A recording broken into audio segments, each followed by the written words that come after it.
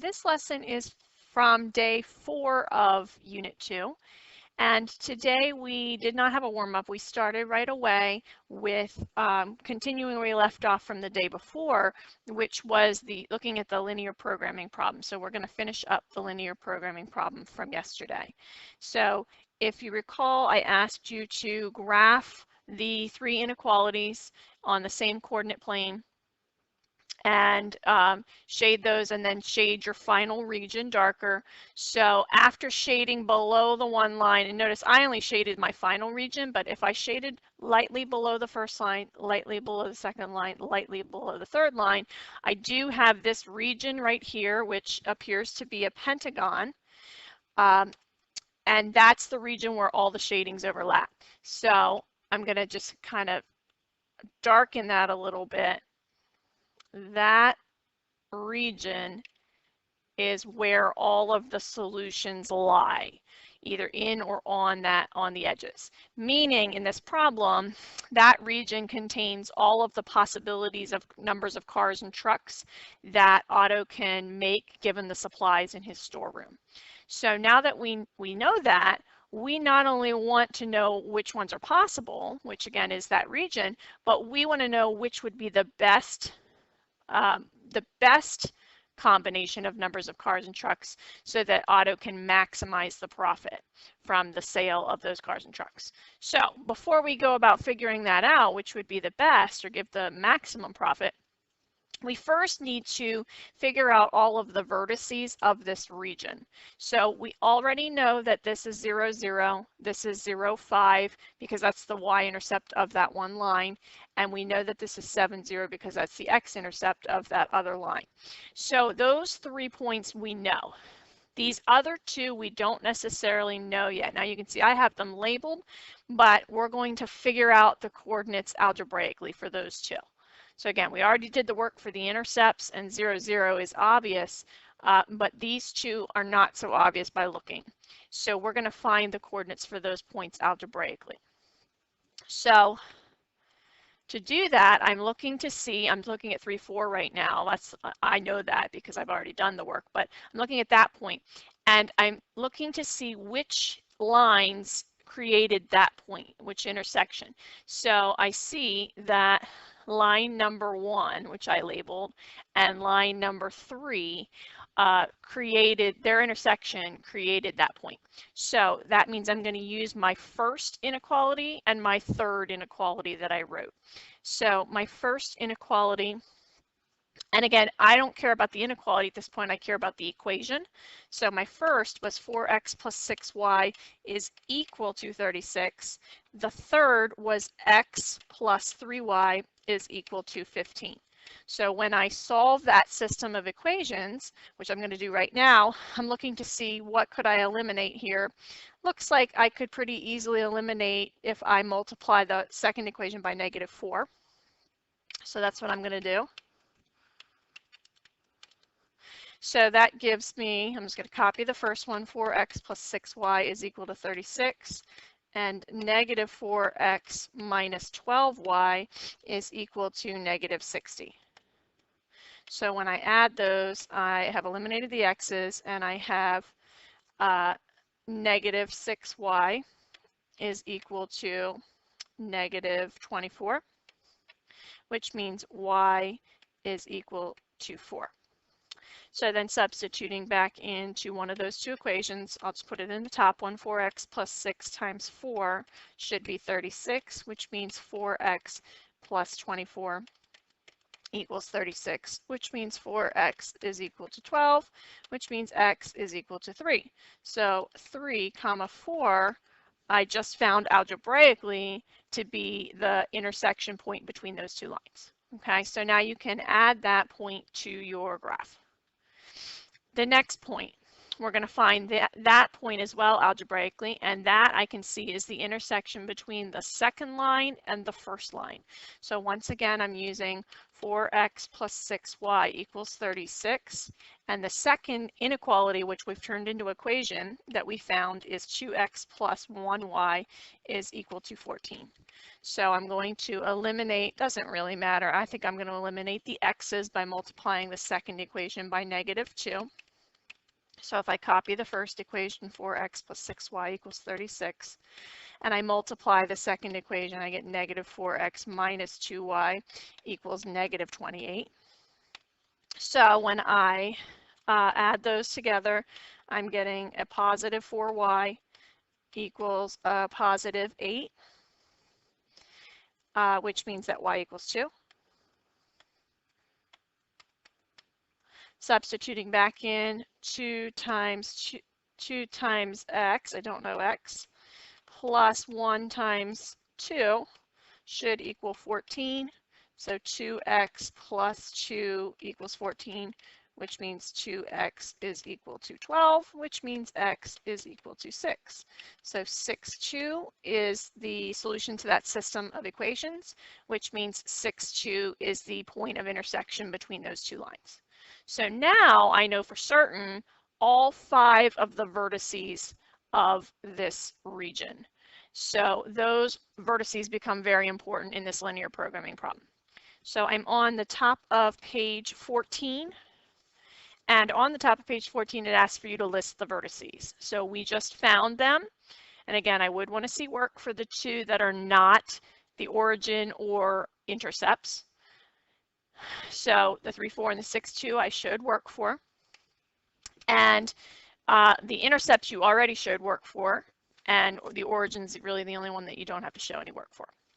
So now that we have those coordinate points, we need to decide, because we know that everything in this region and on the edges is possible, but we need to decide which combination of numbers of cars and trucks would help Otto to maximize his profit. So we're considering all of the options here. Well, I will tell you that the vertices will always represent the values that will either maximize or minimize whatever it is we're talking about. When you're doing linear programming problems, that's always the goal, is to minimize something or to maximize something. In this problem, we know we're trying to maximize the profit.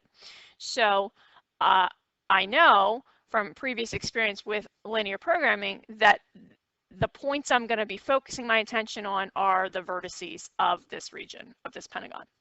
So when we figure out what our profit equation should be, we will substitute in these coordinate points into our profit equation. So that means the next thing we need to do is to write our profit equation. So in part 5, it says that we will get $1 profit on each car and $2 profit for every truck. So write a profit equation. So now we're ready to write an equation. Now notice this is an equation, not an inequality like we wrote previously. Profit equals, and I'm using my 1x being the number of cars and my 1y being the number of trucks. So $1 profit on every car means 1x, plus $2 profit on every truck means 2y. My profit is 1x plus 2y. So what I'll do next, I'm on part 6. We just said that the minimum and maximum values of a linear programming problem are always located at the vertices of the shaded region. So we will check those vertices by substituting them into this profit equation, and we'll figure out which is going to give us the maximum amount of profit. So profit, if I try that first value, 0, 5, gives me 10. Profit again, if I try 0, 0, gives me obviously 0. Profit again, if I put in, and you can go back if you need to, we had 0, 0, we had 0, 5, we had 7, 0.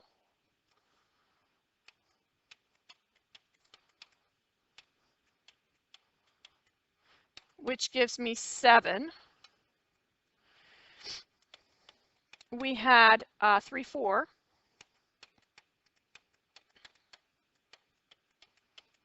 Which gives me 3 plus 8, which is 11. And lastly, we had that 6, 2.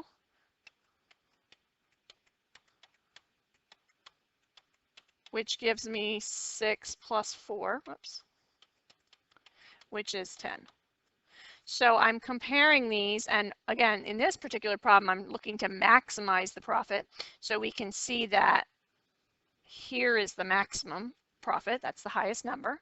So we're ready to answer our question. In order to maximize profit,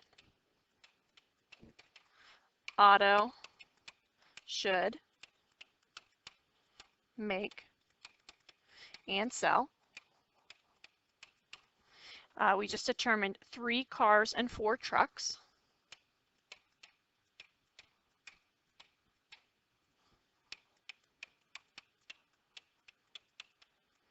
To yield, and then the profit was $11 profit. And that's it. We are finished with our linear programming problem. Okay.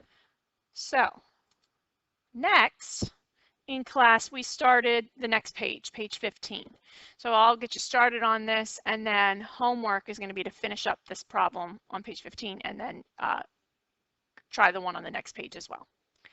So it says that we have these trees in urban areas that help keep air fresh by absorbing carbon dioxide. A city has $2,100 to spend on planting spruce and maple trees. The land available for planting is 45,000 square feet.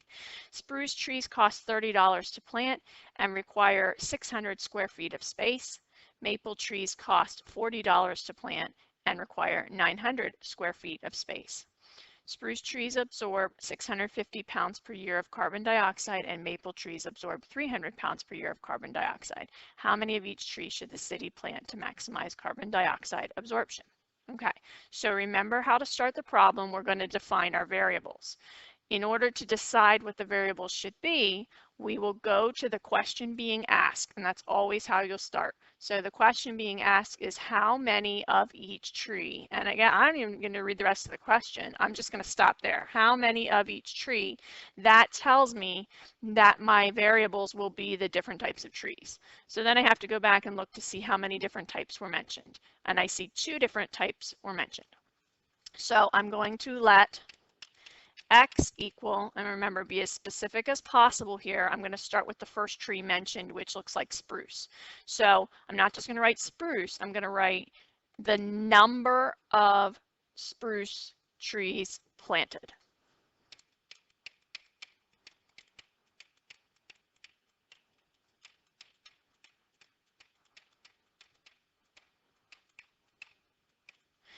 Then Y is going to be the number of the other tree, maple trees planted. Okay, there's no other trees mentioned, so I know I have all my variables. Now, I'm going to finish that question being asked of us. So because they not only asked how many of each tree, but they said in order to maximize carbon dioxide absorption. So that tells us not only what our variables should be, but it also tells us our goal. Our goal in the end is to maximize carbon dioxide absorption, which is similar to the last problem we did where our goal was to maximize the profit. So if you recall, we wrote the profit equation at the very end after we had written the restrictions, the inequalities. We did not write the profit equation earlier in the problem. So same thing here, I'm going to be saving anything that mentions carbon dioxide absorption. I'm going to save that until after I write my inequalities because my equation will be a carbon dioxide absorption equation, and that equation is what I'll try to maximize. But the rest of the problem that doesn't deal with the carbon dioxide absorption, that deals with something that's being restricted. We only have a certain amount of whatever it is they're talking about. So as I read through this problem, I'm keeping in mind to ignore the carbon dioxide absorption for right now, but to focus on things that I have a limited supply of. So I see that we have $2,100 to spend on planting spruce and maple. So we have a limited amount. That's all we have. So now when I scan through the rest of this problem, I'm going to look for anything that mentions cost. So I see maples cost $40 and spruce cost, let's see, I missed that. Maples cost 40 and spruce cost 30. So I'm going to involve the costs. So this first inequality is going to involve costs, and I see that spruce, which is my x, each one costs 30. So that means 30x. And each maple, which is y, costs 40. So that's 40y. And I know that I'm adding them to get a total. And my total cannot exceed the amount that I have, which is 2100, so it has to be less, or it could be exactly 2100, but it cannot go over that. So that's my first inequality. Next thing that is mentioned is square footage. So square footage is something that I'm limited in. So now I'm going to read anything that involves square footage. So I have the 4,500 square feet is the limited amount that we have, and that spruce, which is x, requires 600 square feet of space per spruce. So that translates to 600x. Then I'm going to add on the 900 square foot of footage per maple tree, so plus 900y, and I know that that cannot exceed the 45,000. So less than or equal to 45,000. Now, the only other information mentioned in the problem that we have not dealt with yet is that carbon dioxide absorption. So that, remember, is not going to be an inequality, but that'll be an equation. So I might as well write that now, even though I'm not going to use it till the very end. Let's just say C equals carbon dioxide absorption. Okay, so that equation, which again, I'm just going to write it down here a little bit because I'm not using it yet. I'm not graphing it with the inequalities. That's going to be C equals, so now I'll focus on where it mentions the carbon dioxide absorption. And I see spruce, which is my X, absorbs 650 pounds per year per spruce. So that means 650X. And I'm adding on the maple, which is my Y, and they absorb 300 pounds per year per maple. So that would be 300Y. So that's my carbon dioxide absorption equation, which again, I'll use that at the very end once I've done my graph my inequalities and so forth. And that'll be the point, that'll be the equation that I substitute the vertices into to find the maximum. So once I substitute into that equation, I'll be looking for the maximum amount. Okay, so here's pretty much where we stopped in class. I think we did talk about labeling the axes and giving it a title, so I'll go ahead and do that a while. So we're going to put the number of spruce trees along the X and the number of maple trees